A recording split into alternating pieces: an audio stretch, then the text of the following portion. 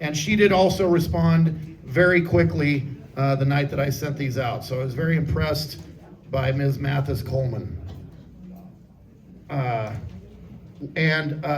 These are the only two Republicans running, so we'll turn it over to them shortly. Let me get this up here. There we go. Okay. Taya was born and raised in Nevada and educated entirely within the state she has long served. She earned a political science degree from the University of Nevada, Reno, followed by an additional degree from the University of Nevada, Las Vegas, which I am not biased towards in any way, including her doctorate degree. Taya's professional journey reflects a deep commitment to understanding public systems and strengthening opportunities for Nevada communities. For more than 25 years, she's worked in service-oriented roles across the state as a mother to a 7-year-old, Hunter Grace, and the daughter of 2 retired parents who also call Nevada home. She brings personal understanding to the needs of families, working Nevadans, and seniors. Their perspectives shape her dedication and to ensuring the state supports residents from early childhood through seasoned adulthood. She has spent more than 6 years in Nevada State Treasurer's Office, proudly serving as Deputy Treasurer, where she has built a record of contributing to programs focused on financial stability, access to resources, and long-term economic well-being. Her work reflects a consistent focus on accountability, community needs, and practical results for the people across Nevada. Thank you, and please consider voting for me, Taya Mathis Coleman, on your Democrat ballot. We now have the 2 Republican candidates. The tall gentleman next to me is Mr. Jeff Carter, and because he's taller, bigger, and probably meaner than I am, he can go first. Thanks, Steve. I'm going to make sure this works better than it did for Mike. I think this went to West Point, right, Mike? My name is Jeff Carter. My website is jeffcarternv.com. My first time ever running for office. I am not a career politician. I'm 64. I've been married 39 years. I have grandkids, 2 kids. And I am endorsed by every elected assembly person on the Republican side that is endorsing. A lot of Republican candidates are not endorsing, but everyone that is endorsing has endorsed me for this office. I've had a long career in finance, 40 years. And when you look at the state constitution and you look at the website that the treasurer has, it's the chief investment officer of the state. That means you handle $12 billion. That means you make decisions about the state infrastructure bank, Millennium Scholarship. Everything involves money and investment. That's what I did for 40 years. I was an interest rate futures trader against the biggest banks in the world. 9 out of 10 people failed. I survived and thrived. And then I joined the board of a place called the Chicago Mercantile Exchange. It was a $100 million business when I joined the board. Today it's the largest exchange in the world. We went public. We revolutionized worldwide finance. It's worth $110 billion or something if you check the stock price. I got my MBA at the University of Chicago, the best finance school in the country. And I started venture investing 20 years ago. I invested in fintech companies all over the world and had a portfolio in London, Ireland, California, all over. Was very successful at doing that. In 2017, we talked about artificial intelligence earlier and data centers and all that. I was one of 5 Americans appointed by Trump to go to the G7 and advise them on artificial intelligence, big data, and the future of work. So I understand that stuff very well. The reason I'm running is I don't want Nevada to be like California or Illinois, where I come from. I moved here 7 years ago. And the other reason I'm running is my friends mentored Charlie Kirk when he was 17. And when he was murdered, I thought, you know, I got to get up off the couch and do something because these guys really want to take us out. And so that's another reason why I'm running. Turns out the Treasurer's Office is a very technical office. It is not a policy-driven office. You get 5 bills, but who cares? Because the Democrats could just sit on them in the legislature. Everything that you do touches money. $12 billion portfolio. If you get 0.25% more return, then you can get $30 million to the state of Nevada. I can do that. Nobody else in the race has professional financial experience. Nobody. I'm the only one. And I think it's very important to have that in the treasurer's job. Thank you very much, and I hope to get your vote, jeffcarternv.com.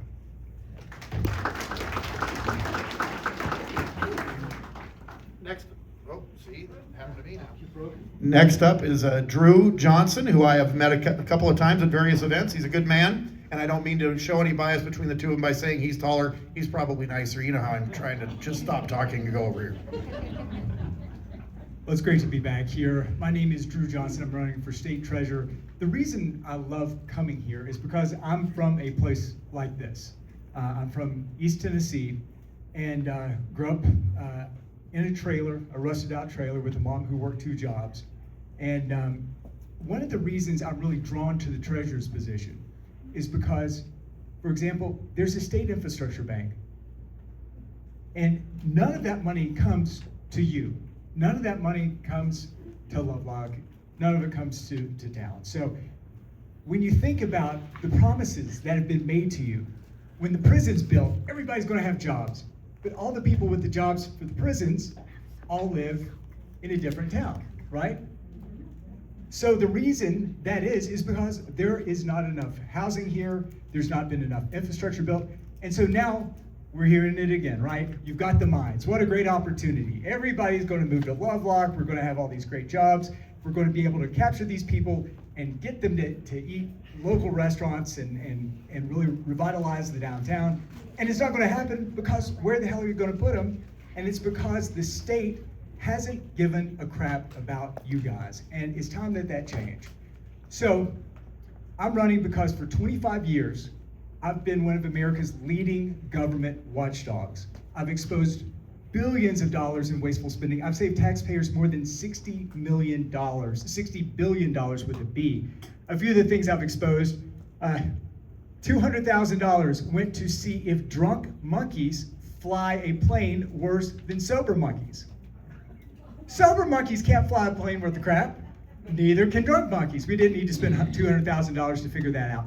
$3 million spent on bribing Mexican male prostitutes if they did not get an STD when they came in for their STD test. They got $50 handouts from you. And so I've worked at conservative think tanks working on finance policy, budget policy, the exact thing that the treasurer actually does. Now, 2 years ago, I was fortunate to get President Trump's endorsement running for CD3. Damn near won, almost beat Susie Lee. After that happened, I was invited to advise Doge, which I was very proud to do. Now, let me talk a little bit about what the Treasurer's Office actually does. There's a 5-member board. We've got one of the best treasurers we've ever had right here eating some chips, Patty Caffaretta. And she will tell you that is a 5-member board that ultimately you're hiring the people to help make those financial decisions. What the treasurer actually does is protect the Millennium Scholarships. So people from this community can have the opportunity to go to 2- and 4-year schools and stay in Nevada. You're doing things like making sure that your unclaimed property gets back to you faster. And I'll make a promise to you that every unclaimed property under $300 gets back to you automatically.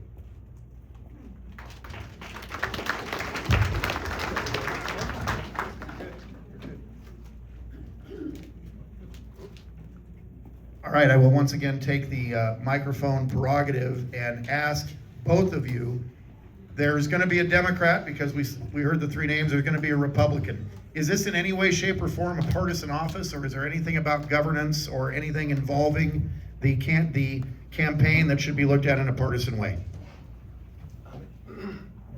It's part. Oh, there you go. See, there you go. Is your name Mike? Yeah. I'm just kidding. You should be good, right? There you go. Hello. There we go. Is it a partisan office? It should, it's like the one office that shouldn't be a partisan office. It should be about return on assets, not return on virtue. The current treasurer has done return on virtue. It's hurt returns. I've looked at it. He's put DEI, ESG stuff in that would go away first day. He won't invest in gun manufacturers. I'm endorsed by the Right to Life people. I don't think that should be a part of that office. It's just return on assets. And I've done that my whole career. We've had the best 2 treasurers we've probably had, other than Patty, are Brian Krolicki and Bob Seal, and both of them had financial experience. The worst treasurer we ever had is running for mayor in Reno right now, Kate Marshall, and she lost $50 million in 2008 for the state of Nevada because she didn't understand the difference between a coupon and you. So after Kate Marshall lost all that money, as Patty Cavaretto will tell you, let me stand up so I can be as tall as Jeff. As Patty will tell you, they put training wheels on the treasurer, and you can't make the sort of decisions that we're hearing about right now. And so the reason it is a partisan position, and it's important to have a principled conservative, is because you do get 5 bills. You can promote ideas that you believe in. For example, making sure that kids who homeschool, that their families get property tax credits so that they get some of the money that they paid into the system back to help educate their kids. And that's one of the bills I'm going to run. Making sure that we solidify the Millennium Scholarship.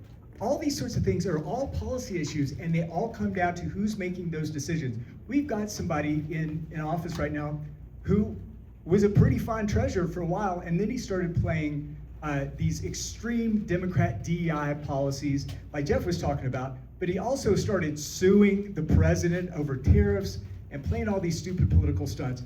I can assure you that when it comes to investing, you won't be able to tell if there's a Republican or a Democrat, but when it comes to policy, you'll sure as hell know that you've got a principled Republican in the office.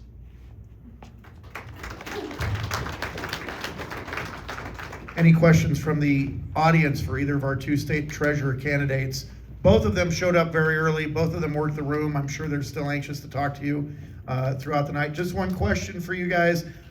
Somebody I mentioned earlier that our treasurer here in town, and there's not a lot of Zoom meetings and interaction with the county treasurers and the state treasurers. Is that necessary? Is that something that you guys plan on doing? And if so, why?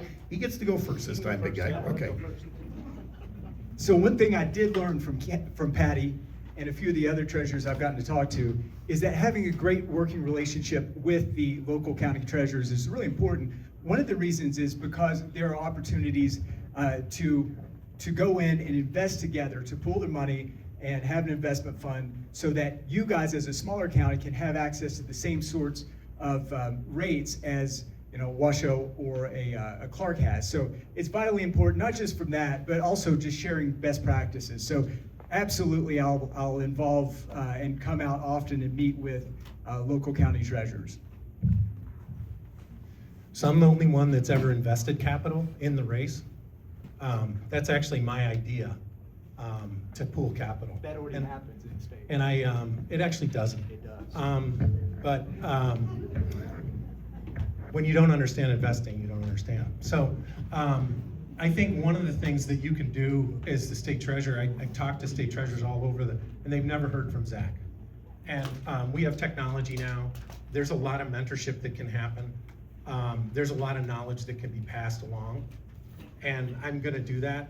I've done it with women's groups. I've offered to do videos with them, and they've done it, and it's been good. We continue to do that after I was elected as well. But I think that the treasurer, as a finance professional with a big network, can bring that network to bear for people. So for instance, I know one of the largest muni bond traders east of the Mississippi. I know one of the guys that has a $500 million muni bond fund. He's on the buy side. And I know one of the largest, one of the consultants who consults with Pennsylvania, New Jersey, and Ohio. So I can bring that network to bear on day one for you guys, and nobody else in this race has a finance background like I do and a network like I do to do that. Excellent. I will tell you guys that there are a couple of primaries that are obviously very hotly contested. This is one of them for the Republicans. So they are literally looking for every vote they can squeeze out of everybody tonight, and we appreciate you guys coming. Give them a big round of applause, both of our Republican candidates.